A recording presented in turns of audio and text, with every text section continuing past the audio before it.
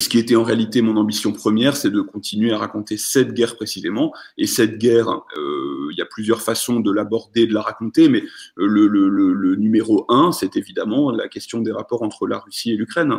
L'Ukraine a fait en 2014 une révolution autant citoyenne que identitaire. La partie citoyenne avait tout, et géopolitique. Et les parties, on va dire, citoyennes et géopolitiques avaient tout pour déplaire à la Russie, qui a tout fait pour que cette révolution échoue, qui en a profité pour annexer la Crimée et qui a amené la guerre dans cette région du Donbass qui avait un terreau assez favorable, on va dire, au déclenchement d'un conflit.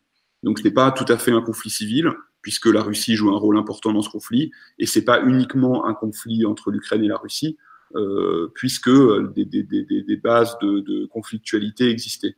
Mais pour le dire bêtement, il y a c'est là encore, c'est pas là où je place mon roman, mais il y a les périodes les plus chaudes de cette guerre, que sont l'été 2014 et l'hiver 2015. L'armée russe en tant que telle, c'est-à-dire en tant qu'armée régulière, intervient. Pas officiellement, c'est caché, c'est nié, mais l'armée russe intervient. Le reste du temps, s'agissant des Russes, ce sont effectivement des volontaires, des forces spéciales, c'est assez limité. C'est un roman vraiment haletant. J'encourage les copilotes à le lire avec des twists, avec des rebondissements jusqu'à la dernière page.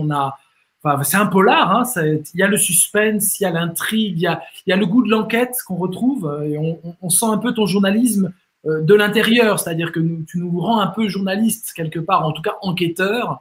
Ça me rappelle Terre de sang de Snyder et voilà. Et d'ailleurs la couverture nous évoque un peu ça. Cette couverture, elle est magnifique.